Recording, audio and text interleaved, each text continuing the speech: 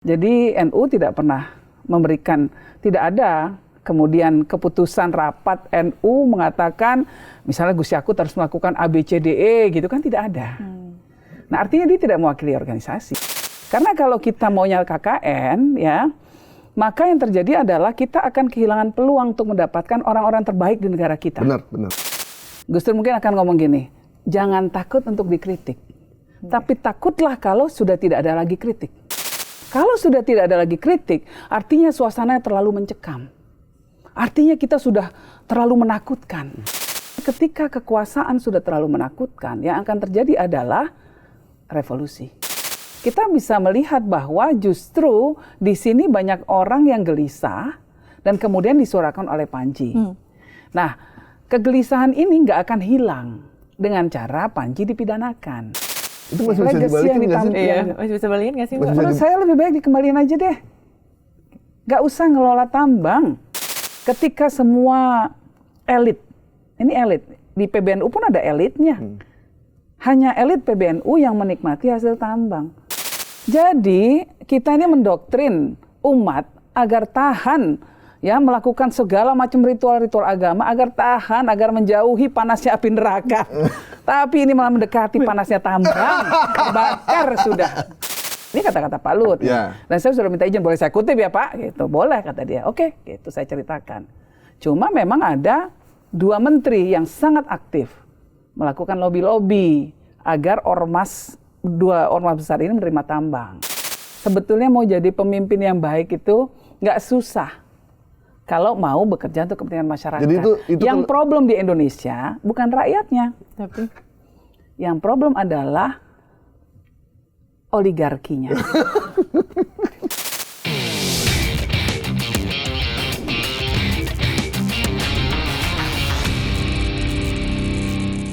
Assalamualaikum warahmatullahi wabarakatuh. Kembali lagi di Bikin Terang bersama saya Glenn Portu Sigit dan teman saya Fazila Khairunisa. Kita kedatangan tamu yang sebenarnya kita undangnya udah pengen beberapa bulan lalu, cuman waktunya baru bisa sekarang. Tapi ketika kita undang, ada kasus di KPK. Jadi ini tidak khusus ngomongin ini ya, gitu. Cuman ya perlu kita tanyain juga. Siapa dia, Zil? Tolong diperkenalkan. Jadi dia adalah... Banyak banget nih jabatannya. Harus hati-hati nih bacanya. Dia adalah Yeni Wahid, Direktur The Wahid Foundation, dan juga Ketua Badan Pengembangan Inovasi Strategis Pengurus Besar NU atau BPS PBNU, dan juga Ketum Federasi Panjat Tebing Indonesia. Selamat datang Mbak Yeni. Terima kasih loh akhirnya ya. Datang juga. Mbak, ini karena Mbak Yeni sudah datang, kemudian kemarin ada teman apa bukan ya? Pokoknya ada lah mantan Menteri Agama itu tersangka haji dari KPK, tapi yang cukup kita sedih itu adalah nama-nama NU akhirnya kebawa juga dalam kasus ini. Gimana komentar Mbak? Ya kalau kita semua kan sebagai warga negara kita harus menghormati proses hukum yang sedang berlangsung. Hukum harus ditegakkan terhadap siapapun. Walaupun terhadap mungkin beliau adalah kolega saya, tapi kita menghormati proses hukum di negara kita dan kita tentunya harus mengambil pelajaran dari apa yang sedang terjadi. Nah, tetapi yang dilakukan oleh beliau ini bukan mewakili organisasi, ini yang perlu apa yang dituduhkan bukan dilakukan ya, apa yang dituduhkan dilakukan terhadap beliau karena itu harus dibuktikan dulu melalui pengadilan pastinya kan, semua proses hukum seperti itu. Nah itu tidak ada kaitannya dengan organisasi. Itu mesti garis merah tuh ya? Harus garis merahi, ya. Gitu. Jadi, walaupun beliau salah satu ketua ya atau? Beliau dulu, beliau tidak masuk. Oh di Ansor waktu itu ya? Iya di Ansor, iya. Kakaknya yang ketua umum. Oh kakaknya ketua umum kan? Ketua umum, ya. Tapi mungkin ada beberapa orang yang saat ini juga dipanggil. Ya oleh KPK dan berada di dalam jabatan yang ada di dalam struktur NU. Nah, saya tentu berharap bahwa KPK bisa memberi penegasan ya bahwa ini tidak ada kaitannya dengan organisasi.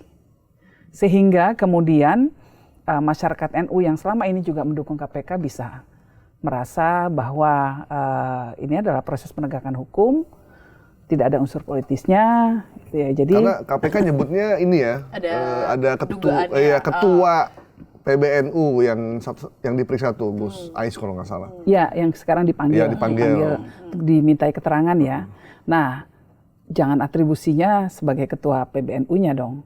Karena ketika atribusi yang lain lah. Karena ketika menjabat dia tidak sebagai PBNU kan. Iya, karena itu nanti akan memberikan insinuasi di ranah publik seolah-olah organisasi NU sendiri juga terlibat. Nah, padahal NU ini isinya banyak, jutaan orang di Indonesia. Nah, banyak sekali yang menjadi pendukung KPK termasuk kami. Ketika KPK dulu ada upaya-upaya pelemahan KPK, kami selalu berada di belakang KPK. Gitu. Jadi kami ingin selalu berada di belakang KPK dan saya yakin NU juga di belakang KPK. Jadi Mbak Yeni dukung aja ya kalau memang ada pemeriksaan soal... Semuanya transparan, adil, sesuai hukum di negara kita harus mendukung. Jangan ini politis. Yang paling penting jangan politis, itu saja. Jadi jangan bawa organisasi kalau belum udah ada kejelasan atau apa gitu. Iya, jangan bawa segala proses hukum yang ada. Gitu. Iya, jangan bawa organisasi. Gitu sih. Karena nanti semuanya, karena ada juga kan aktivis Muhammadiyah yang diperiksa. Ya, nanti kalau kemudian disangkut-sangkutkan dengan Muhammadiyah juga pasti akan marah. Dirjen Haji dan Umroh kalau nggak salah orang Muhammadiyah ya? Kalau tidak salah beliau bendahara Muhammadiyah. Bendahara Muhammadiyah, iya. Pak Hilman kalau nggak salah. Iya, jadi nggak usah dibawa-bawa organisasinya. Gitu, jadi udahlah individu yang bersangkutan gitu, yang harus difokuskan ke sana. Buat teman-teman KPK nih, jangan bawa nih, karena itu kan personal ya. Personal.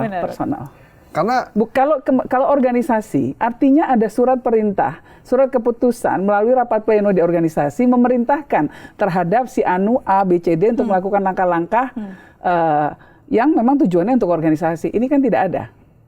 Ya, jadi NU tidak pernah memberikan, tidak ada kemudian keputusan rapat NU mengatakan misalnya Gus Yakut harus melakukan A, B, C, D, E gitu kan tidak ada.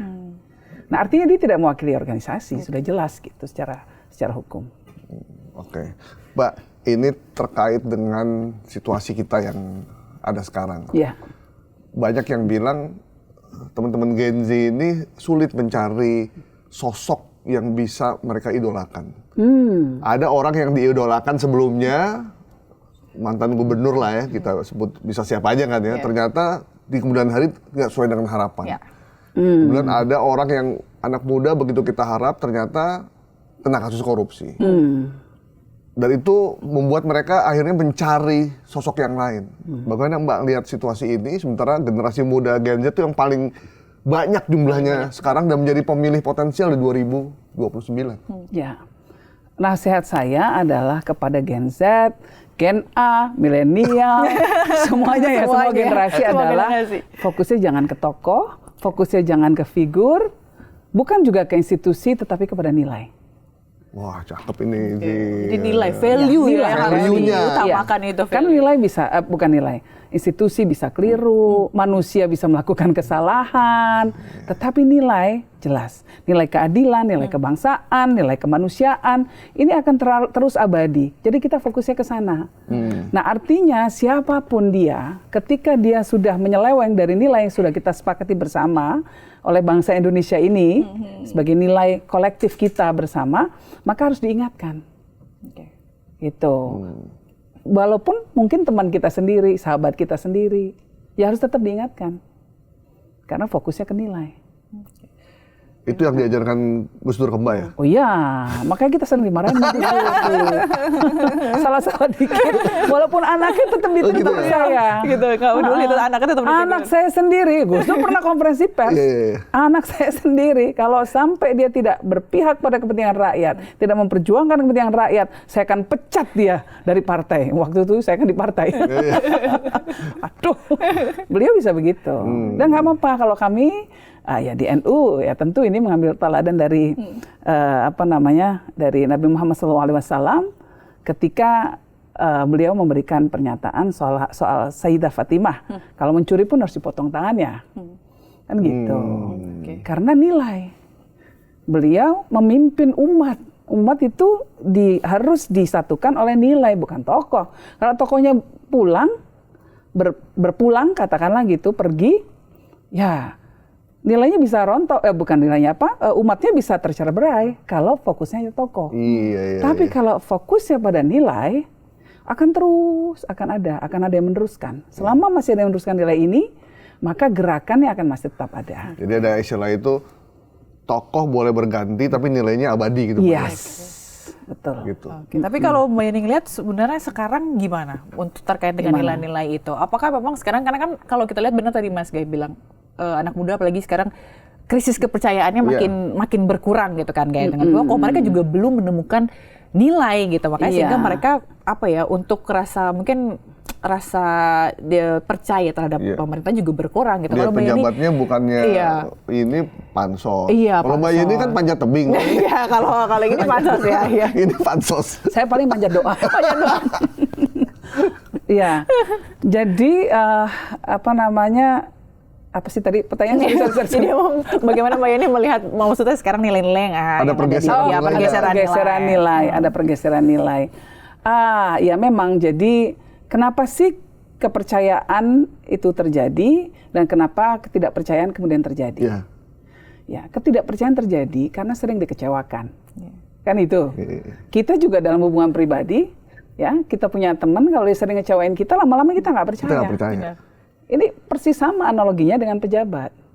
Nah, dari mungkin banyak deretan prestasi dengan deretan misdemeanor-nya atau kesalahan yang dilakukan, pansosnya lah, lalu korupsinya lah, dan lain sebagainya sudah akumulatif, udah numpuk.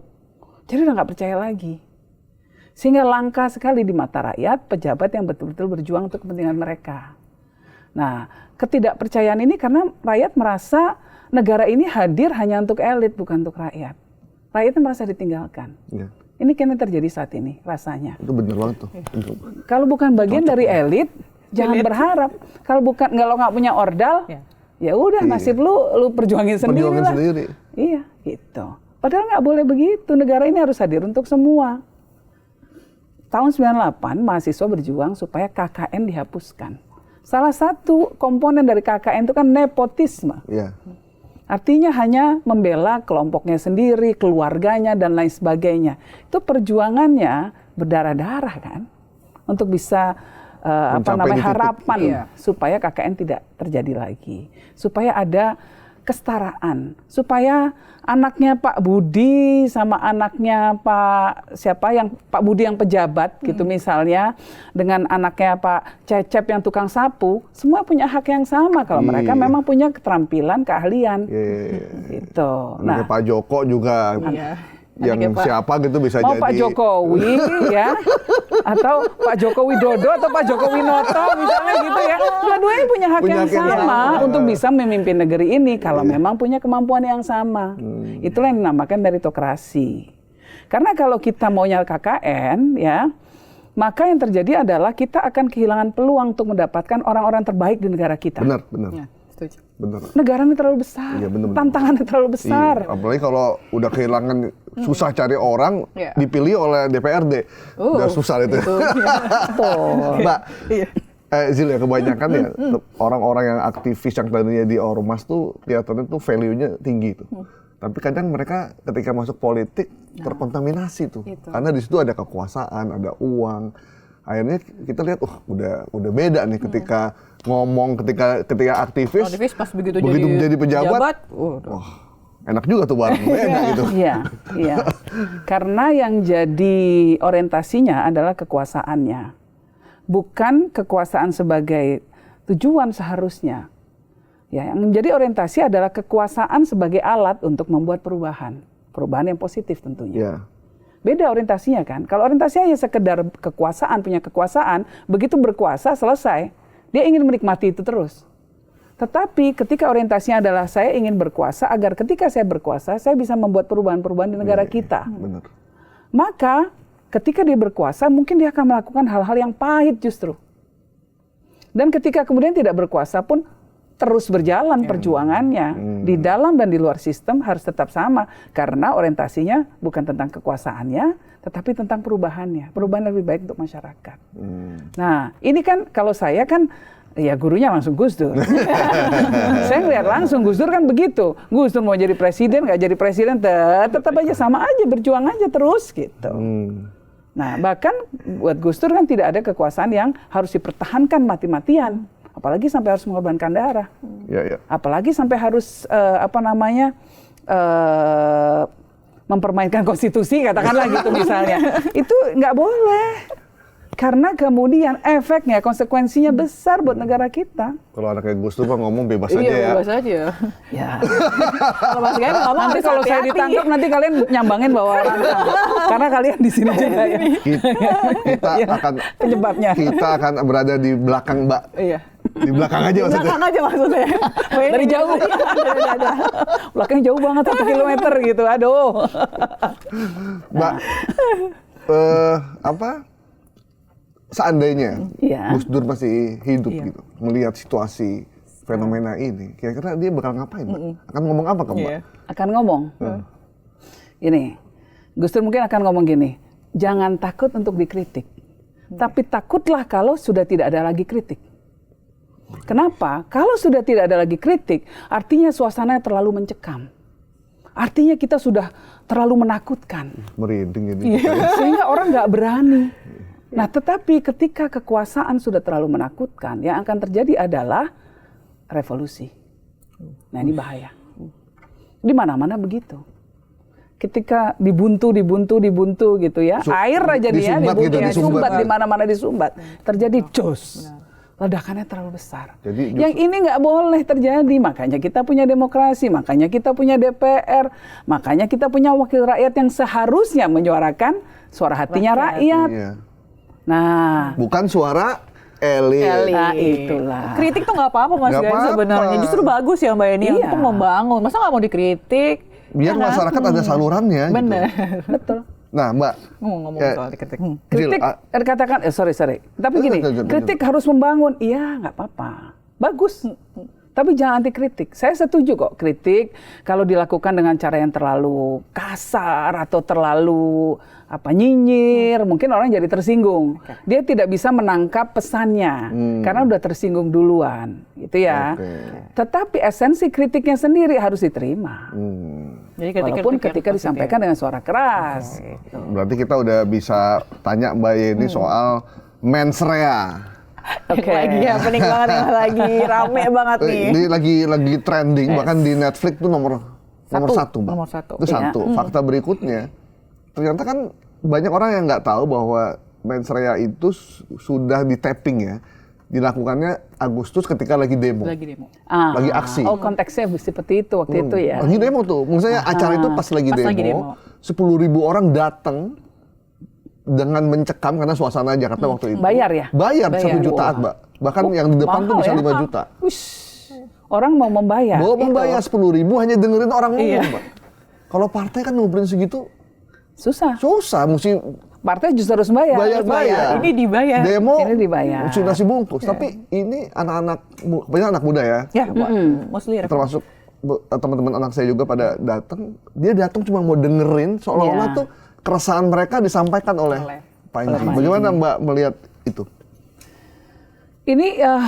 Ini kalau yang di luar itu kan sudah macam-macam ya, apalagi kalau dikaitkan dengan pelaporan ke polisi segala macam. Ini kasusnya yang mana? Saya menonton mensrea juga cuma sepotong-sepotong ya. Nah, tetapi bahwa apalagi kalau melihat konteksnya seperti itu, yang Mas Gali jelaskan tadi, kita bisa melihat bahwa justru di sini banyak orang yang gelisah dan kemudian disuarakan oleh Panji. Nah, kegelisahan ini nggak akan hilang dengan cara Panji dipidanakan. Kegelisahan ini akan makin tambah-tambah lagi. Nah, cara menghadapinya harus bijaksana. Kalau kita ngadepin anak kita lagi ngamuk, anak kita ngamuk malah dimarahin, tambah ngamuk. Tapi kalau ditenangkan dan katakan, oke, aku ngerti perasaan kamu lagi marah ya? Oke, kamu lagi marah, aku ngerti, nanti kalau kamu sudah tenang kita ngobrol ya. Itu mungkin bisa lebih tenang, anaknya langsung turun kan? Begitu lagi ngamuk, terus kemudian tambah disudutkan, ini bisa ngamuk lagi kalau caranya kayak gini. Nah, jadi menurut saya sih kita semua harus berbesar hati, ya menangkap kegelisahan di masyarakat. Kita dengarkan, Karena hakikat dari penguasa juga harus mau mendengarkan apa yang menjadi keresahan masyarakat. Nah, jadi kalau komedi itu dibutuhkan untuk menjaga kewarasan bangsa. Kalau nggak ada komedi, maka kering banget ini bangsa. Kalau nggak ada komedi, nggak ada komedo. Susah dong, jerawatan dong.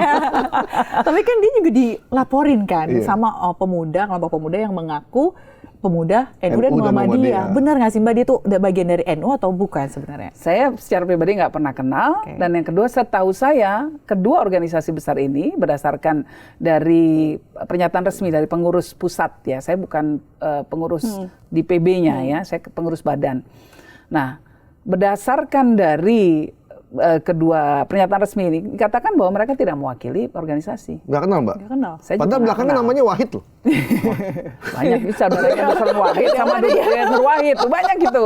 Belakangnya namanya Wahid. Mungkin dia dipilih. Nih aja Oh nih, iya, ada Wahid-Wahidnya. boleh juga itu ya. Dipilih. Kata kuncinya dipilih, jangan-jangan. Gitu. Ya. Nah, tapi Mbak, kalau soal ininya, soal materinya lawakannya yang dianggap menyudutkan, gimana Mbak? Mbak Inaya juga kalau stand up gitu, itu ini juga loh Mbak, bikin orang gila juga nih orang gitu.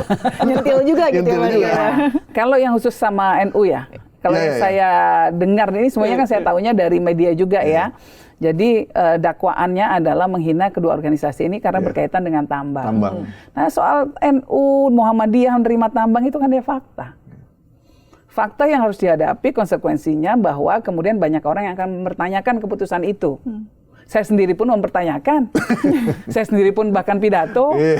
Gitu, apakah ini dianggap menghina? Iya kan? Kalau Mbak Yeni malah ngomongnya lebih ini lagi ya. Lebih terang gitu ngomongnya. Lebih terang lagi. Lebih terang dan pakai dalil pula gitu kan.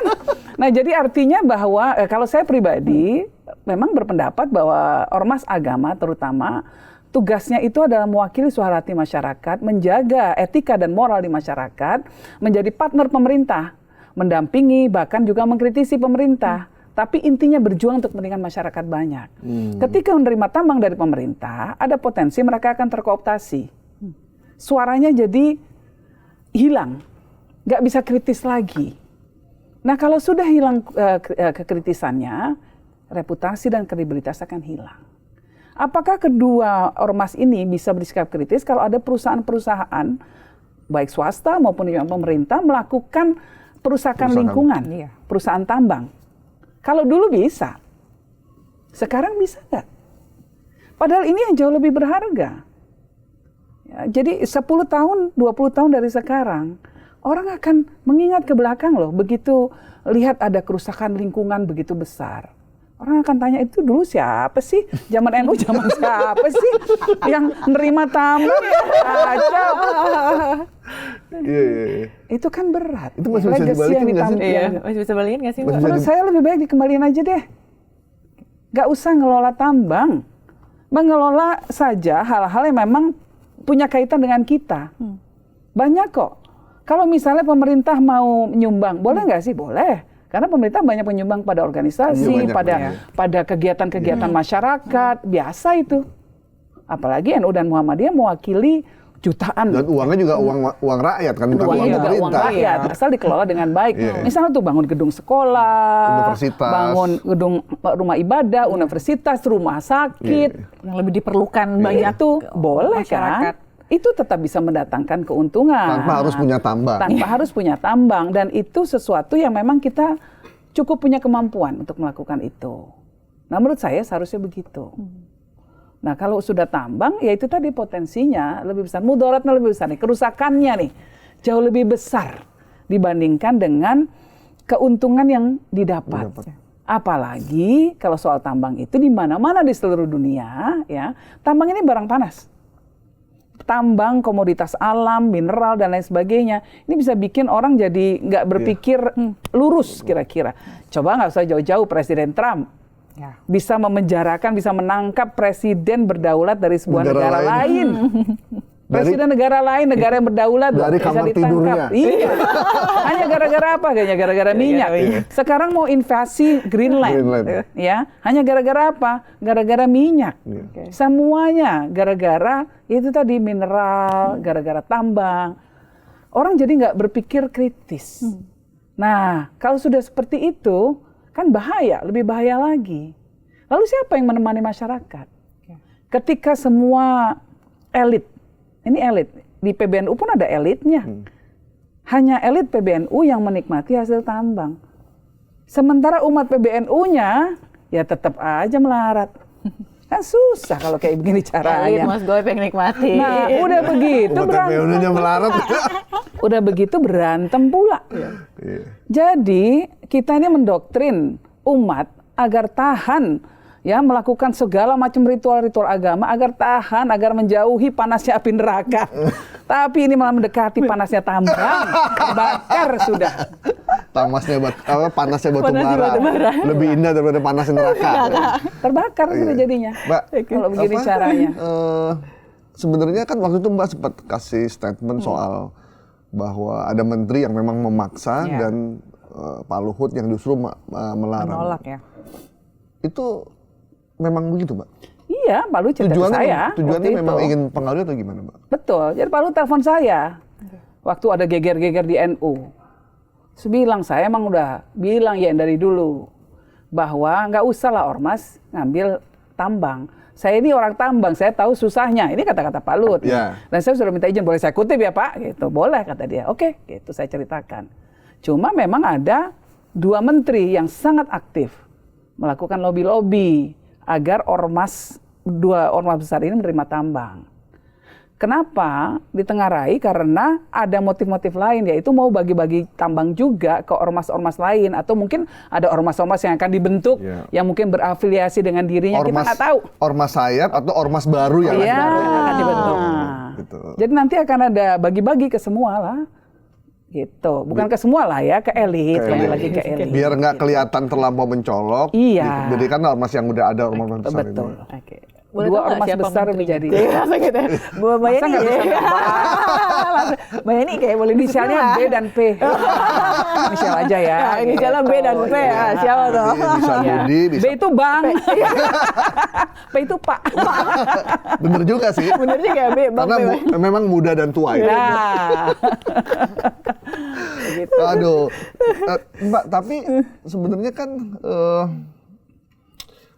tambang ini kan memang butuh profesional lah yang harus menjalankan. Sementara di ormas itu kan nggak ada profesionalnya ya. Pasti nanti akan diserahkan juga ke orang yang profesional. Kita nggak tahu bagaimana nanti prosesnya. Dan nanti kalau ternyata tambang itu bermasalah, kemudian masyarakat marah, kecewa, akhirnya kan ormas itu berseberangan sama masyarakat. Yang harusnya mereka merangkul dan melindungi masyarakat. Dan tambang itu ya itu tadi, kembalinya hanya menguntungkan elit. Nanti itu untungnya belum tentu sebesar-besarnya untuk kepentingan umat atau kepentingan organisasinya. Ada production cost yang nanti akan ditinggi-tinggiin, dibesar-besarin, supaya nanti profitnya kecil saja. Nah, ini banyak sekali lah dalam dunia perbisnisan hal-hal yang semacam ini yang kemudian akan mungkin membuat kira-kira nih untung untuk ormas saya juga nggak seberapa. Nah, jadi kalau sudah berhadapan dengan situasi seperti itu, buat apa sih? Kalau buat saya seperti itu, karena ada jauh lebih banyak, yaitu tadi kerusakan, potensi kerusakan, mudarat, hal-hal yang yang seharusnya, potensi kerusakan lah kira-kira, potensi kerusakan, hal-hal yang negatif yang akan tercipta, dibandingkan dengan hal positif. Apalagi kalau positifnya cuma nguntungin, itu tadi segelintir elit. Yang sekarang sudah berantem sendiri. Belum jalan udah berantem sendiri. Gimana nanti jalan? Gimana nanti kalau udah jalan? Nah Mbak, ini karena kita undang Mbak Yeni, putrinya Gus Dur yang dulu ketua PBNU, maka kita minta pendapatnya dengan situasi PBNU yang sekarang. Jadi tiba-tiba Rois Am melakukan pemecatan, kemudian ada perlawanan, kemudian muktamar, dan kita belum tahu nih ke depannya mau kayak apa gitu. Dan masyarakat menyaksikan aja apa yang akan terjadi dengan PBNU. Bahkan ada yang bilang kok PBNU jadi kayak partai politik ya. Ketuanya itu berebutan jadinya. Gimana Mbak? Ya, saya rasa saya merefleksikan suara hati banyak sekali Nahdien di seluruh Indonesia yang merasa sedih dengan apa yang terjadi sekarang. Yang terjadi sekarang ini nggak lucu. Yang terjadi sekarang ini tragis sekali. Agak lain gitu ya? Ya, ini agak lain. Tragis ya. Jadi kita melihat akrobatnya para elit-elit NU yang berebutan posisi, berebutan ya itu tadi hal di belakangnya, salah satunya soal tambang, ketidakcocokannya. Ini berkaitan dengan hal-hal yang sifatnya duniawi. Buat kita, saya sedih sekali. Padahal tantangan yang dihadapi oleh Indonesia dan warga NU yang juga salah satu mayoritas warga Indonesia ya bukan mayoritas ya di kalangan umat Islam ya terbesar di kalangan umat Islam di Indonesia itu kan besar sekali. Kemiskinan masih sangat tinggi, tingkat pendidikan juga masih belum baik, kesehatan yang masih rendah. Kesehatan, akses untuk bahkan banyak yang akses untuk air bersih saja belum dapat, listrik, stunting, banyak sekali persoalan-persoalan di Indonesia. Gini koefisiennya masih besar sekali. Artinya ketimpangan antara yang kaya dan yang miskin ini masih mengangannya makin lebar. Kelas menengahnya makin turun. Orang banyak di PHK. Ini yang harus kita pikirkan sebetulnya. Nah, energi kita harusnya fokus ke sini nih. Mengingatkan pemerintah kalau bisa tolong lakukan proses industrialisasi yang berdasarkan kepada labor intensive industry. Jadi ya industri yang berbasis kepada penciptaan lapangan pekerjaan, bukan capital intensive industry. Jadi bukan industri yang modalnya gede kayak misalnya bikin refinery, bikin pabrik nikel dan lain sebagainya.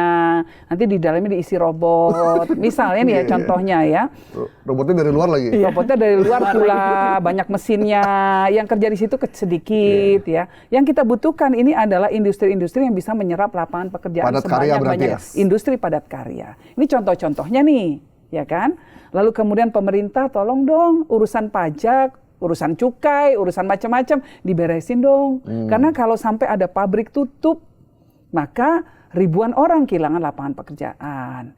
Pemerintah tolong dong tertibkan pungli-pungli yang ada di industri. Ya. Kemudian backing ormas yang ngompas-ngompas dan lain sebagainya. Pemerintah tolong dong benahi infrastruktur. Ini harusnya ormas kan melakukan exercise intelektual yang semacam ini. Kemudian minta kepada pemerintah fokus pada hal-hal yang bisa menciptakan lapangan pekerjaan, menciptakan kesejahteraan, dan lain sebagainya.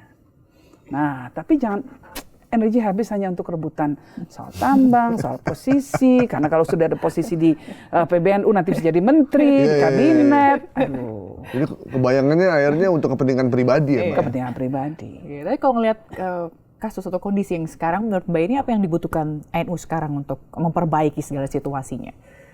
Kan mau muktamar ya kalau nggak salah. Mau muktamar juga. Ya, otoritas moral.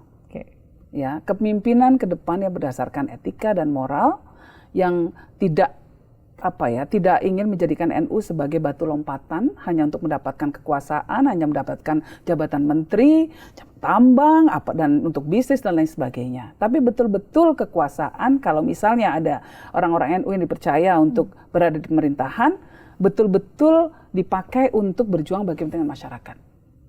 Mengingatkan pemerintah untuk bersikap adil. Mengingatkan pemerintah agar hukum jangan tajam ke bawah, tumpul ke atas. Ini tugas ormas. Kenapa ormas harus ada di pemerintahan misalnya ya? Ya karena itu. Sebagai penyambung lidahnya umat. Penjaga moral. Penjaga moral dan etika. Nah jangan sampai otoritas moral dari ormas ini ditukar dengan konsesi tambang. Itu berat. Siapa yang jagain moral ntar? Siapa yang jagain? Masa anak-anak umur 19 tahun, 20 tahun, ini akhirnya demo. Dia mau jaga moral, tapi taunya dia demo. Akhirnya dia melakukan aksi-aksinya turun ke jalan. Karena orang-orang tuanya lagi lupa semua. Kan lucu kalau gini caranya.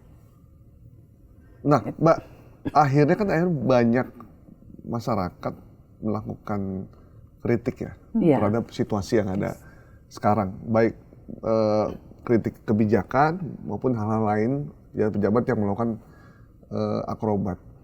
Nah, dulu zaman Gus Dur juga pernah ada yang nyinggung juga ya. Ada, ya. Zaman Bagito ya? Iya, Bagito kalau nggak salah. Tapi justru malah diundang ke istana. Iya, diundang ke istana. Gus Dur nggak pernah anti kritik. Ya, kita udah sekeluarga udah kenyang kalau dikritik, dijadiin parodi. Memang gini, saya juga mencatat ya kalau untuk Panji, ada satu hal yang harus dikritisi dari materinya Panji, terutama berkaitan dengan body shaming. Karena kan kedua orang tua saya kan nggak sempurna fisiknya. Jadi kalau sudah soal pelecehan terhadap tubuh, fisik, saya ngambil garis di situ. Ya, buat saya ini soal etika, ini soal moral.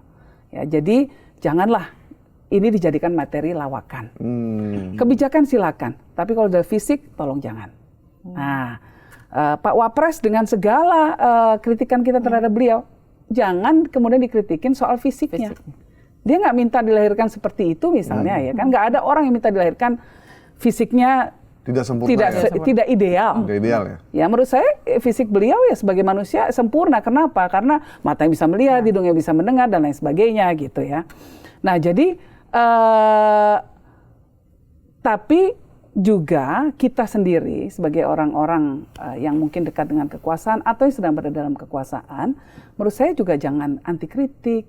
Ya, apalagi kalau cuma dijadiin bahan parodi ya biasa. Gus Dur dari dulu. Iya. Aduh, ya mohon maaf banyak banget. Si buta dari gua hantu. Ya, ini apa adanya. Dulu ada namanya aktivis Muhammadiyah namanya Mustafa Nahra. Itu kalau kritik Nahra ibu Wardaya. Nahra aja namanya itu. Itu mengkritik ibu saya, bikin darah kita mendidih. Ibu saya kan suka bikin kegiatan antar iman. Antar agama, lintas agama, dengan berbagai macam dengan gereja kadang, dengan kelompok Konghucu, dengan macam-macam lah gitu ya. Kegiatan-kegiatan itu menurut saya ya menurut kami biasa. Ini adalah untuk kebinekaan, ini yang sesuatu yang kami percaya gitu harus dilakukan untuk menjaga keutuhan Indonesia gitu. Nah, dia bisa komentar bahwa Bu Sinta karena beliau di kursi roda nggak bisa jalan kan, ngesot ke gereja. Sakit nggak? Sakit saya. Tapi tidak kemudian kami akan mengadukan ke polisi nggak. Kita ngajak tabayun. Yuk kita ngobrol. Kenapa sih kamu ngomong gitu? Ya orangnya nggak berani. Ya sudah. Pada akhirnya udahlah doain aja. Semoga hatinya terbuka. Ya semoga nggak seperti itu lagi. Tapi intinya ya sudah. Kita kalau kami ya diajari bahwa semakin orang menjelek-jelekan kita, insya Allah akan lebih mulia kedudukan kita. Betul. Udah itu yang kita pegang aja. Iya, udah doain aja supaya hatinya terbuka, nggak melakukan itu lagi kepada orang lain. Gus Dur kalau ngadepin kritik gimana, Mbak? Ya biasa aja. Ya biasa aja. Ya udah, kalau misalnya kritik itu beralasan, ada ada dasar, ada substansinya, itu yang diambil. Nah kalau kemudian nggak cocok menurut beliau ya, wah itu kan orangnya nggak ngerti gitu. Dan Gus Dur juga mengkritik orang biasa aja dalam kehidupan kita. Gitu, ya kan? Jadi dalam demokrasi semua orang boleh kok punya pendapatnya masing-masing. Tapi ya memang itu kita juga harus ingat konstruksi sosial kita, masyarakat kita ini menginginkan agar kritik dilakukan dengan baik, jangan menghina, kan gitu. Karena kemudian akan ada kritikan balik, dan ini yang sekarang diterima Panji juga, kan. Nah, nggak apa-apa asal jangan dikriminalisasi. Oke, tapi kalau misalnya dikriminalisasi pun, karena kan sempat Pak Habibur Rahman ya DPR ngomong kalau misalnya dipidana pun tidak dengan kesewenang-wenangan, intinya bakal sesuai dengan proses hukum.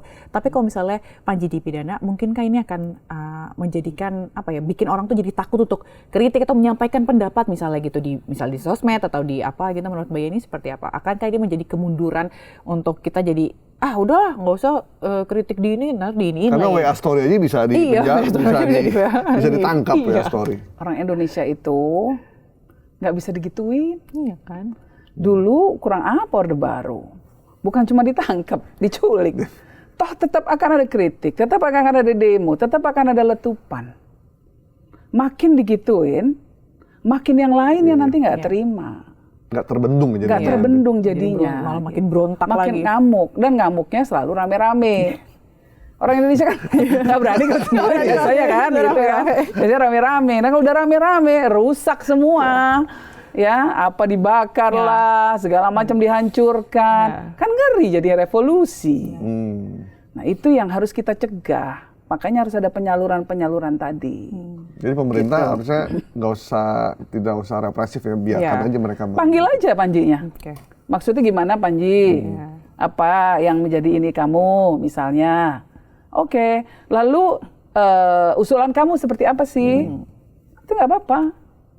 Itu kalau menurut saya.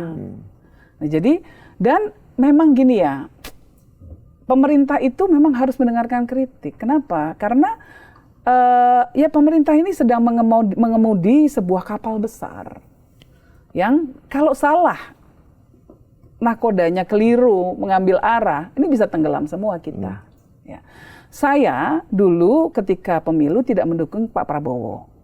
Tetapi begitu Pak Prabowo ditetapkan sebagai Presiden Republik Indonesia, saya 100% mendukung beliau supaya sukses. Kenapa? Kesuksesan Pak Prabowo adalah kesuksesan Indonesia. Kegagalan Pak Prabowo adalah kesengsaraan rakyat Indonesia. Itu yang saya yakini. Salah kebijakan, sengsara rakyatnya. Nah, harus sukses pemerintah ini. Jadi kalau ada kesalahan atau ini bisa dikasih tahu, kita boleh. Boleh harus, karena itulah hakikat mensukseskan. Mensukseskan bukan berarti menerima secara buta.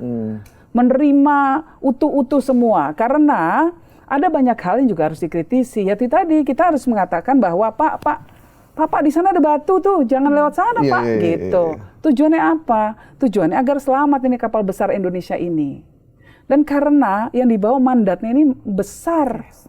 Dan semua kebijakan publik yang dilakukan oleh pemerintah itu dibiayai oleh keringat dan darahnya rakyat lewat pajak. Jadi rakyat sangat berhak untuk melakukan kontrol terhadap kebijakan pemerintah. Kenapa? Pak Prabowo niatannya baik sekali. Dia ingin rakyatnya bisa sekolah, akses sekolahnya bagus semua, dibikin sekolah rakyat, ya kan?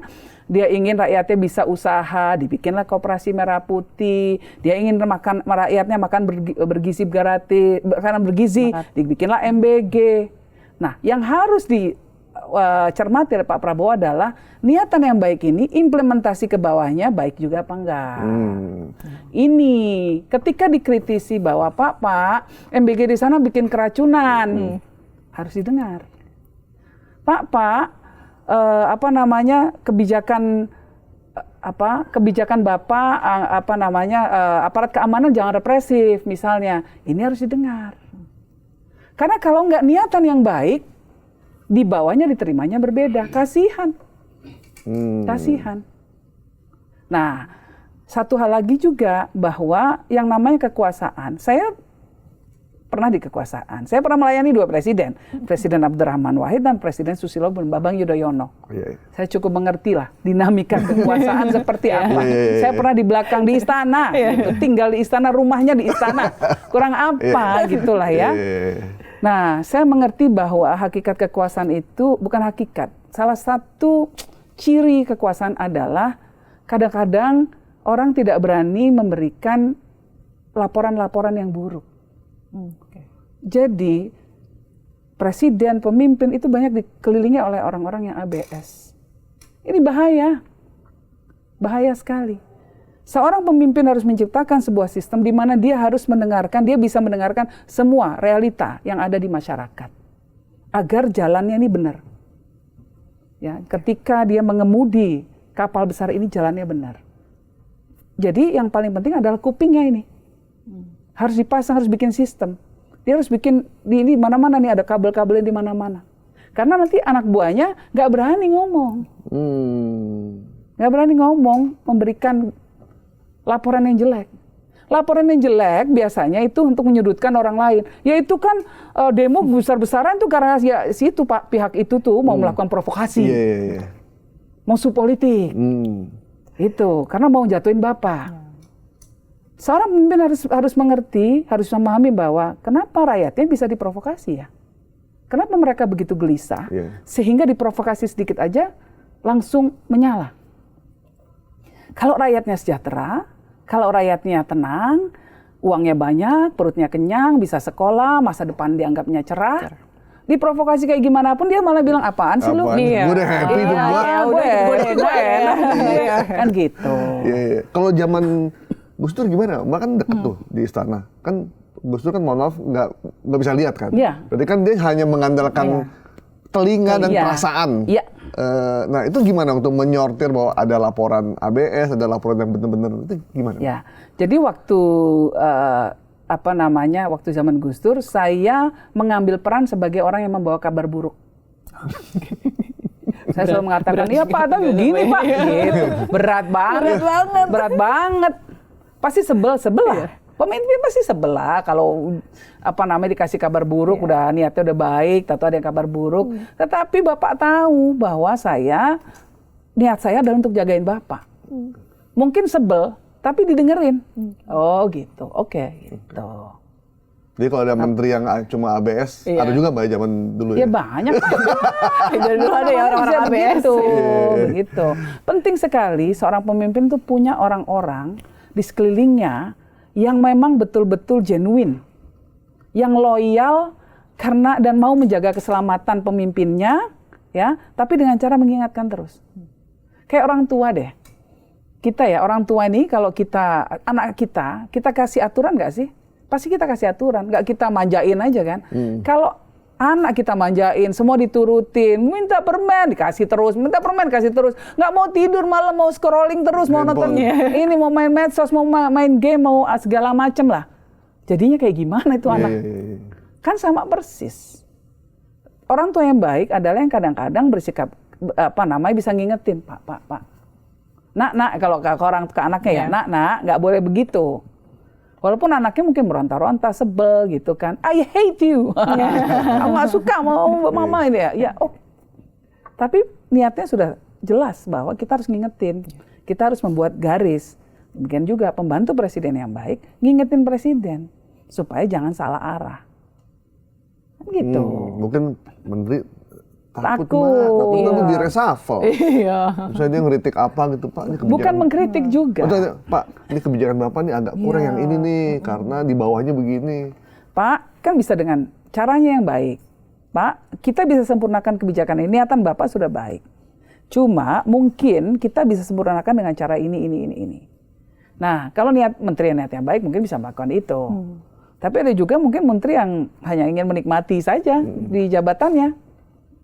Nah, kalau ada ini kayaknya demo ini untuk menjatuhkan Bapak. Kita harus siap waspada, Pak. Kita berada di belakang Bapak. Langsung disayang. Itu yang bahaya. Karena zaman ini udah berubah loh. Ini zamannya udah berubah banget. Zaman sekarang, ini kalau ada filsuf Prancis Michel Foucault itu mengatakan bahwa kekuasaan itu sekarang tidak tersentralisasi, tetapi terdesentralisasi. Kekuasaan tidak hanya ada di istana atau mereka yang punya senjata, tapi juga pada mereka yang punya HP, yang punya medsos, mereka yang bisa melakukan konsolidasi untuk bisa beraksi di jalan misalnya. Kekuasaan ada di mana-mana, bahkan juga ada di komedi, di pertunjukan-pertunjukan di mana-mana. Ini kekuasaan sekarang sudah tersebar. Nah, dan ini keseimbangan harus dijaga semua. Kekuasaan yang sudah kemana-mana ini. Nah, caranya dengan apa? Dengan terus mendengarkan. Pulsa nadinya ini loh, nadinya ini harus terus, denyutnya rakyat gimana sih, perasaan suasana kebatinannya masyarakat kayak gimana sih, ini harus terus didengarkan. Tuh, denyutnya melemah ini. Nah, kalau orang kan begitu, ada masalah berarti ada sumbatan ini. Nah, ke dokter lah, dokternya apa? Dikasih obat kan. Nah, itu juga sama. Mbak, ada yang bilang ya di waktu itu, sebenarnya jadi pemimpin di Indonesia itu enak banget tuh. Karena masyarakatnya itu bukan masyarakat yang banyak protes, selalu melawan, justru masyarakat yang nerimo, gampang pelupa, mau bekerja keras untuk dirinya sendiri, dia nggak peduli dapat dana APBN atau enggak, pokoknya dia mau usaha sendiri, dia hidup sederhana, kalaupun kurang ya memang ini Allah kasihnya, Tuhan kasih cuma segini. Betul. Itu modal sosial buat para pemimpin Indonesia tuh udah dapet banget sebenarnya. Betul. Dikasih bansos, sama apa namanya itu yang truk yang tetot heavy. Sound Dua horeg. itu sound horeg. Gitu. Nah, apa namanya? Tetapi juga masyarakat kita, iya dengan threshold kepuasan yang sangat rendah. Sebetulnya mau jadi pemimpin yang baik itu nggak susah. Kalau mau bekerja untuk kepentingan masyarakat. Jadi itu yang problem di Indonesia bukan rakyatnya, Tapi yang problem adalah oligarkinya. Kepentingan-kepentingan di belakang yang mengatur kekuasaan. Tangan-tangan tidak kelihatan ini loh. Ya, tangan-tangan tersembunyi yang punya banyak sekali kepentingan. Menguasai sumber daya, menguasai ekonomi, menguasai politik, menjadikan orang-orangnya ada di politik supaya bisa lagi mengeruk uang sebanyak-banyaknya untuk kepentingan dirinya. Ini yang bahaya. Rakyatnya mah adem ayem aja. Sampai satu titik ketika rakyat udah nggak tahan lagi. Yang terjadi apa? Dibakar. Ada yang mengatakan gini, Zil. Ada seorang pengusaha gini. Ini gimana nih kita berubah nih rezim? Pusat politik mungkin berubah, tapi pusat ekonomi tetap di kita. Jadi dia tenang aja. Gitu. Semua pemimpin pasti punya concern soal tadi itu penciptaan lapangan pekerjaan, ya kan? Lalu pendapatan negara melalui pajak. Iya. Sebetulnya kalau pengusaha yang baik, ya pengusaha yang baik, yang fokus saja membesarkan bisnisnya, memang kerja keras, jadi yang melakukan investasi, dia bikin pabrik, dia bayar pajak, dia nggak melanggar hukum, nggak mencemari lingkungan, oke-oke aja, kita sih seneng banget. Tapi kalau ada pengusaha-pengusaha yang justru kemudian dia nakal-nakal, dia nyuap supaya dapat kontrak, lalu kemudian dia dapat hak untuk sawit katakanlah gitu ya. Tapi nggak diapa-apain, hanya untuk diizonin ke bank, nggak diurus, atau dia melakukan penebangan hutan secara liar, nggak bertanggung jawab. Ya siapa yang mau dengan oligarki yang kayak gitu? Tapi kadang elit politik juga yang minta bantuan sih. Nah itulah. Bantuin kita dong, kita mau kampanye ke sini. Nanti lu mau apa kita kasih dah, gitu. Kalau kita udah mimpin. Betul. Baik gubernur, wali kota maupun bupatinya begitu juga. gimana memutus ini, Mbak? Supaya tidak ada terjadi lagi. Itu susah sekali kayaknya kalau zaman sekarang apalagi. Edukasi kita semua. Kalau kita kan Tuhan tidak akan mengubah nasib suatu kaum sampai kita mengubah nasib kita sendiri. Artinya ya jangan lagi terima disuap. Ambil uangnya tapi coblosnya sesuai hati nurani, kan begitu. Tetap kuncinya di situ. Dan harus berpikir kritis, harus melihat latar belakang siapa pemimpinnya, harus betul-betul dikritisi betul gitu. Yang kelas menengah juga harus terjun ya menjadi aktivis politik dan sosial, bukan berarti kemudian ikut masuk di pemerintahan, nggak mesti jadi politisi semua, tapi aware dengan apa yang terjadi. Jadi kita ambil contohnya Zoran Mamdani yang di New York, bisa jadi wali kota New York ya, dengan apa gerakan akar rumput kan. Karena orang udah muak dengan elit. Benar. Muslim pula dia kan. Nah, jadi kita harus mengidentifikasi juga tokoh-tokoh di masyarakat nih seperti siapa yang harus kita bantu dan harus bantu bersama-sama. Jangan juga ego-ego sendiri ya, ego-ego ketokohannya. Gua nggak mau situ kayaknya potensi, cuma ini gua jatuhin deh. Negara ini terlalu besar. Negara ini butuh turun tangan. Kita semua ini harus turun tangan. Mbak Yeni memperhatikan nggak bahwa kalau dulu perubahan itu lambat karena kelas menengahnya masih nyaman posisinya. Ya. Tapi sekarang nih kelas menengahnya mulai bergejolak nih. Betul. Karena ternyata sudah menyentuh kenyamanan yang dia miliki, sehingga dia akhirnya aktif main di medsos dan mereka akhirnya bersuara dan akhirnya mereka turun gitu. Nah, sebenarnya pemerintah tuh memperhatikan nggak sih situasi ini? Karena kelas menengahnya BLT nggak dapet, bansos nggak dapet, BPJS nggak bisa gratis. Betul. Ini kayak ditelantarkan gitu. Betul. Gitu. Sementara kebijakannya ke bawah terus. Ke bawah gitu. terus, ya. Maka yang bawah lebih adem ayem. Iya. Tapi kelas menengah yang akan kritis. Padahal kelas menengah sekarang turun juga. Iya. Ya, kelas menengah 9 juta turun ke bawah kan. Padahal kelas menengah di Indonesia itu sebetulnya di negara lain bukan kelas menengah, itu masuknya sudah kelompok miskin. Masa di atas $4, pendapatan di atas $4 sehari, katakanlah berapa, 60.000 ya, 60.000 sehari itu dianggap kelas menengah sudah Indonesia. 60.000 sehari ya. Ya kalau kamu bayangan ya, kelas menengah itu kan bisa ngopi di Starbucks ya.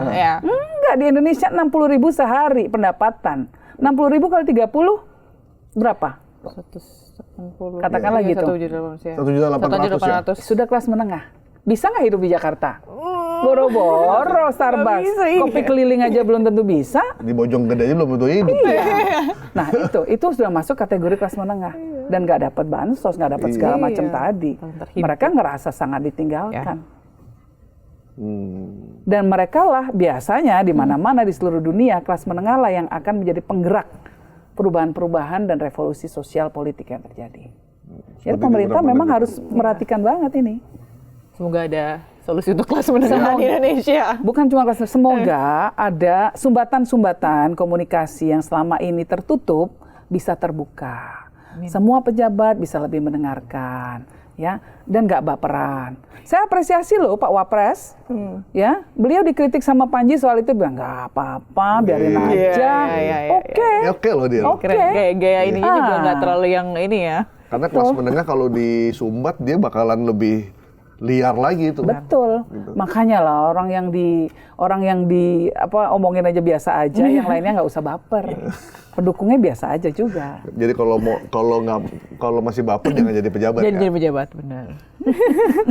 Jil, kita ngomongin panjat tebing yuk. Yuk, kayaknya seru kita harus kasih semangat juga, ngasih selamat juga nih ke Mbak Yeni. Tapi ada pertanyaan sih. Apa tuh Mas Banyak orang, kenapa kok seorang Yeni Wahid tiba-tiba sampai presiden aja sampai kaget loh karena Mbak Yeni itu baru tahu loh.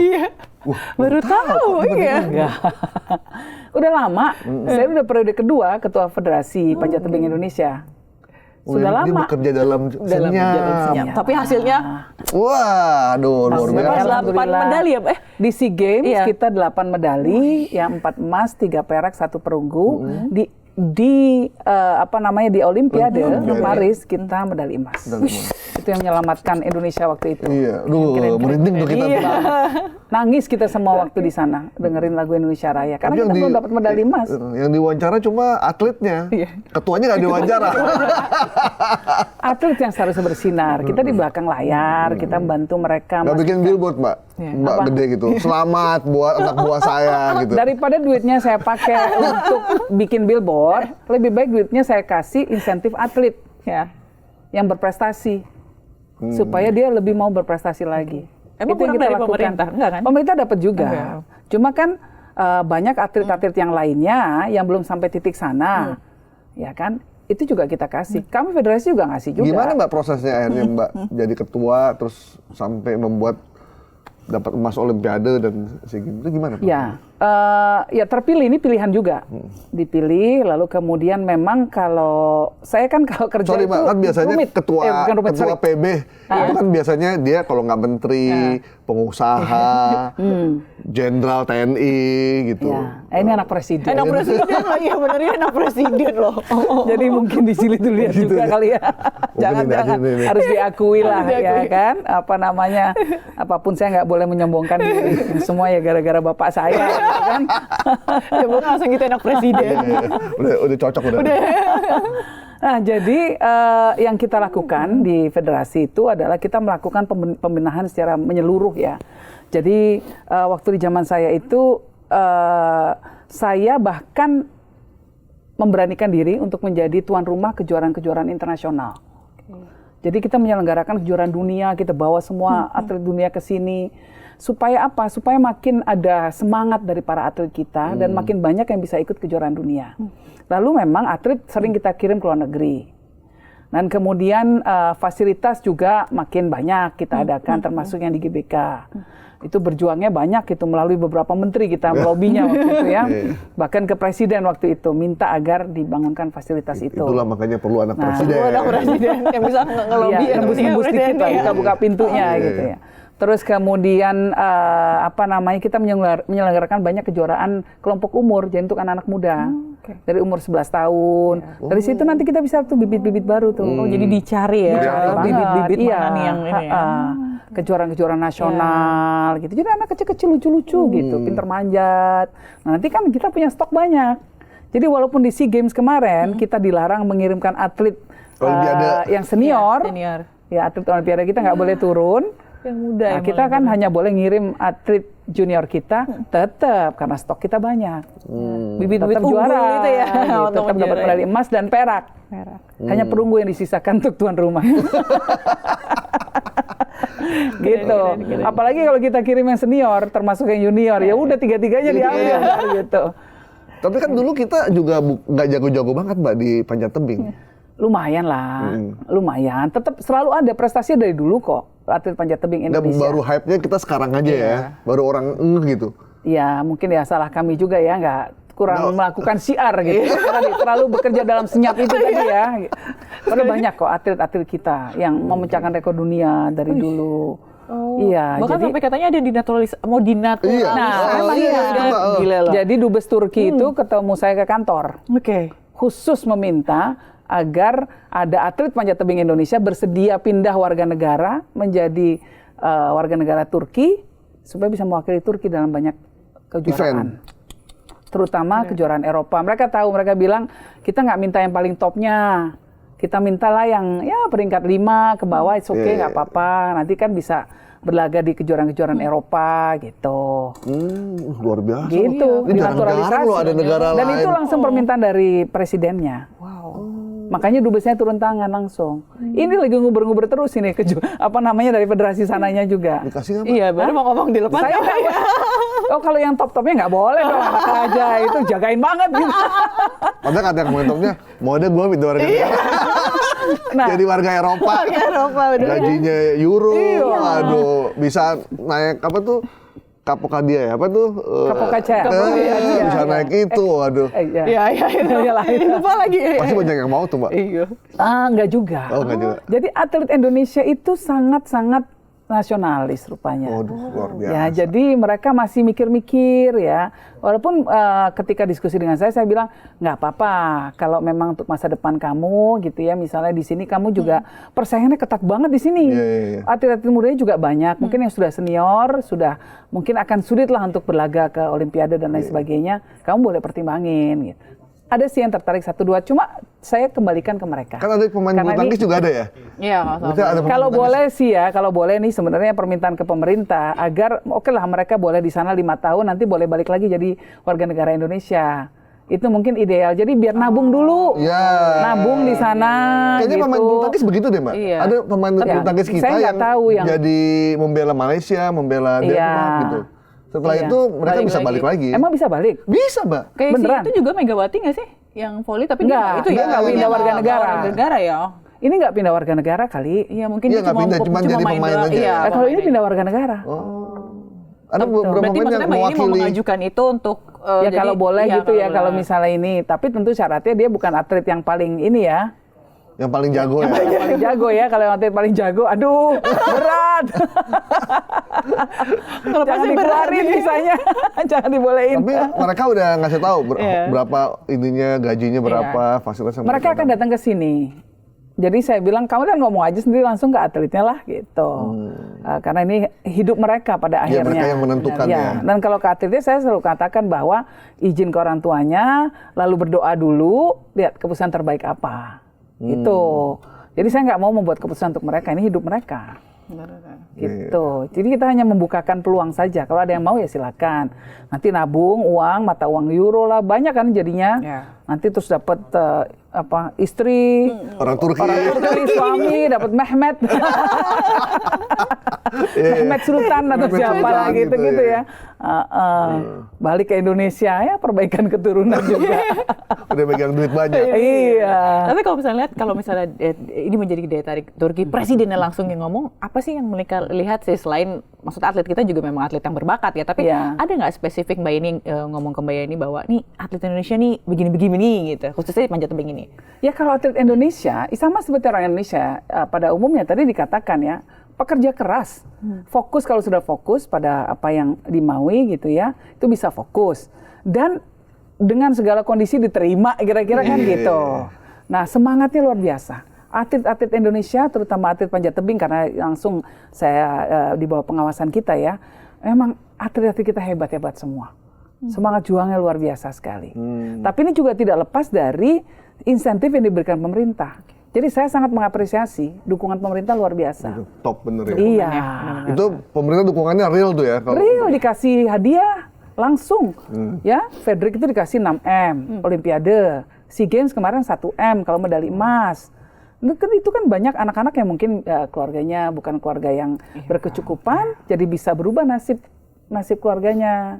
Nah, tentu kita yang kita lakukan adalah mencoba untuk membimbing mereka agar bisa mengelola finansialnya dengan baik. Iya. Nah, itu yang paling penting itu. Apalagi yang atlet SEA Games dibutuhkan. kemarin juga dapat ini ya, bonus dari pemerintah. Iya, 1M kalau medali emas. Umur 16 tahun, 15 tahun, udah punya uang 1M. Pak Prabowo, Nah, Pak Erick kamu- Thohir, terima kasih. Iya. Oh, kita sangat terima kasih. Karena Mbak, sangat terima kasih. karena saya punya cerita juga, ada beberapa atlet, mantan-mantan atlet SEA Games yang ternyata begitu nggak jadi atlet, hidupnya justru mengerikan lah. Ada yang jual ini, ada yang banyak lah kejadiannya begitu. Iya. Kan kita sedih ya. Iya. Akhirnya dia jadi pemulung, Tukang bakso, tukang makanan, apa segala bukannya itu pekerjaan yang hina, bukan. cuma Sebenarnya maksudnya ketika dia membela bangsanya, terus masa depannya nggak diurusin. Jadi Iya, nggak kita sih ya, diperhatiin. di media, di iNews, kita menganggap pemberian ini wajar karena mereka udah berjuang dan mengorbankan hidupnya untuk berlatih, Iya. mengorbankan Masa pendidikan, mudanya, masa pendidikan, mudanya masa gitu. mudanya. Jadi Oh, kalau wajar pendidikan sih nggak juga. Iya. Karena kalau anak panjat tebing sih ada yang S2 juga. Luar Iya, biasa. tetap. Berarti di sambil manjat dia mikir tuh, Mbak. Enggak, mereka dapat beasiswa. Salah satu dari Unwahas. Oh, oke. Ya, di Semarang itu banyak tuh. Sampai dibikinin papan panjat tebing di sana. Tulisannya Kiromal Katibin itu salah satu atlet kita. Karena memang mahasiswa situ gitu. Iya. Nah, support. Yang kita lakukan adalah kita mendatangkan sebuah lembaga keuangan untuk melakukan pelatihan kepada anak-anak untuk mengelola Financial planner keuangan, ya? financial planning. Iya. Tapi mungkin itu juga yang terjadi ketika atlet, mungkin dia dapat duit banyak, kemampuan untuk manajemen uangnya Iya, ini iya, kurang. iya. Anak umur segitu ya wajar lah, terus maunya Jadi kayak, beli-beli yang macam-macam. karena dia gitu. mendapatkan uang segitu banyak di Betul. usianya itu kayak mungkin prestasi Betul. tersendiri buat Iya, mereka. bener-bener. Harus dibantu agar ada alokasi. Oke, uang bersenang-senangnya ada, tapi berapa persen Ya. dari hadiah itu? Ada untuk jatah tabungan, ada jatah untuk bantu orang lain, mungkin berapa persen? Ada untuk orang tua, itu juga boleh gitu. Karena kalau di beberapa negara, ketika atlet-atlet beberapa negara, atlet Olimpiade itu kaya raya, Mbak. Di beberapa Iya, negara ya. iya. Gitu. Kayak pelari-pelari 100 meter tuh kaya banget rumahnya gitu. Iya, industrinya sudah jadi, sponsornya sudah jadi, hadiahnya udah tinggi-tinggi. Golf segala macam gitu. Jadi memang ya ini salah satu salah satu nasihat kalau boleh advice untuk para orang tua kita ya ke depan. Mungkin salah satu hal yang menjanjikan, sektor yang menjanjikan untuk anak-anak kita gitu ya, adalah di bidang olahraga. Jadi anak-anak masukin deh, jadi pelari Sesuai dengan jadi ini dia ya? renang apa, panjat tebing Catur. dari sejak kecil, catur apapun, dari sejak kecil. Karena kalau sudah bisa meraih prestasi itu luar biasa. Ya. Dapat ininya. Jadi jangan berpikir karirnya itu harus jadi pegawai negeri doang, jadi dokter, gitu-gitu. Jangan. Anggota DPR. Anggota DPR itu sih cepet kaya juga. Nah, ini ngomong-ngomong DPR, aku mau nanya boleh ya Mas Gaib yang boleh, ini? boleh. Jadi kan ada pro kontra sekarang, lagi happening juga soal pilkada. Itu ya pemilihannya lewat DPRD ya. Nah, itu menurut Mbak ini gimana? Aduh, rakyat mau dikasih apa sih? Semua mau diambil dari rakyat. Aduh, sudahlah, lebih baik langsung saja. Pemilihan tetap langsung. Karena apa? Itu untuk menjamin ada akuntabilitas. Karena siapapun yang terpilih, pertanggungjawabannya langsung ke rakyat. Kalau dikatakan ongkos politiknya mahal, sebagian besar ongkos politiknya itu kan untuk mahar partai. Kurangin deh kalau bisa di situ.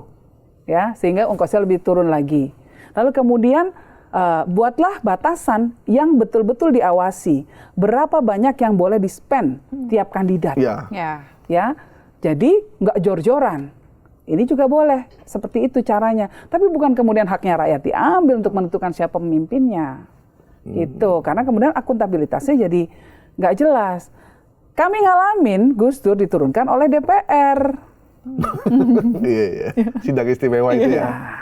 Iya. Jadi sudah lebih baik kembalikan haknya rakyat untuk menentukan siapa pemilihnya tetap ada di tangan rakyat. Jadi reformasi yang udah kita perjuangkan dulu kita kembali ke zaman itu lagi. Betul.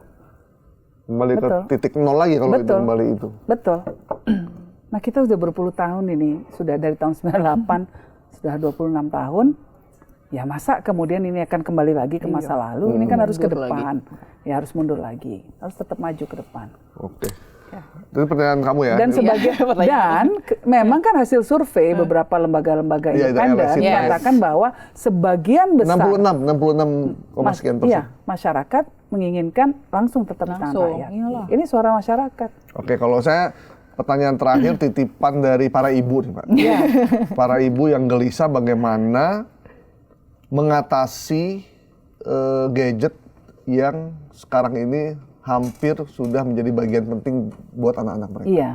Sebagian dari mereka tuh mengeluhkan gimana caranya meninggalkan mengatasi ini. Bila juga mungkin ngalamin ketika anak bangun tidur lihat handphone, pulang semua aktivitasnya nggak lepas dari itu, dan itu meresahkan buat para ibu. Mbak sebagai orang tua juga punya anak juga, ada tips nggak buat mereka? Ini pertanyaan bapak-bapak banget ya. Ciptakan lingkungan di mana gadget itu bukan menjadi sesuatu yang paling utama. Jadi memang ciptakan kebiasaan-kebiasaan ritual keluarga di mana gadget ditinggalkan. Ya kan? Jadi misalnya, kita makan malam bersama, gadget taruh.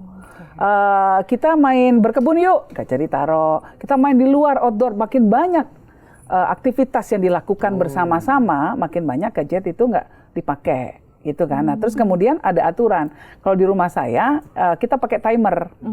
Jadi anak-anak pakai gadget, tapi timernya nyalain ya 30 menit. Nanti begitu bunyi, gadget ditaruh.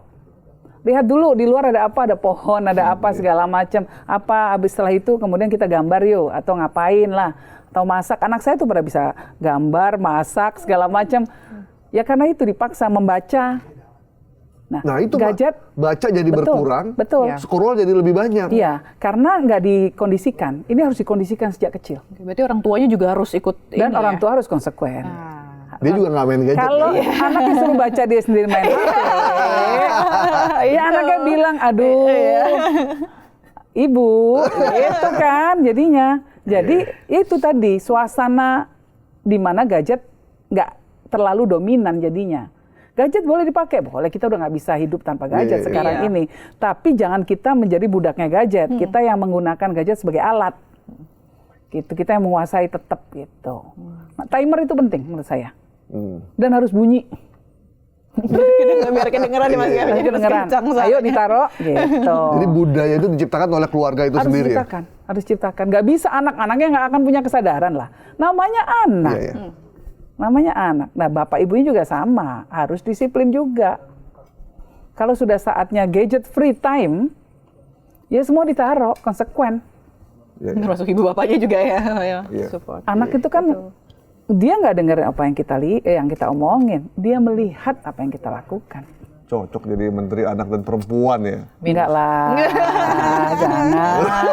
jangan doain saya untuk posisi itu. Malah jadi nggak bebas. Nggak, menurut saya, ini mungkin agak radikal ya. Menteri Perempuan dan Anak, Perlindungan Perempuan dan Anak, itu jangan perempuan. Kenapa? Laki aja. Kenapa? Karena kalau perempuan yang ngomong, bapak-bapak nggak dengar. Udah nggak denger deh. Tapi kalau bapak-bapak yang ngomong kita harus melindungi perempuan, terus melindungi anak-anak kita, laki-laki tetap dengerin. Kalau mau efektif begitu. Nah, di PBB kan ada yang namanya UN Women. UN Women itu adalah badan yang kaitannya sama kesejahteraan perempuan seluruh dunia. Gitu ya, UN Women itu. Itu banyak pengurusnya laki-laki. Dulu country representative-nya atau perwakilan di Indonesianya laki-laki, orang Pakistan.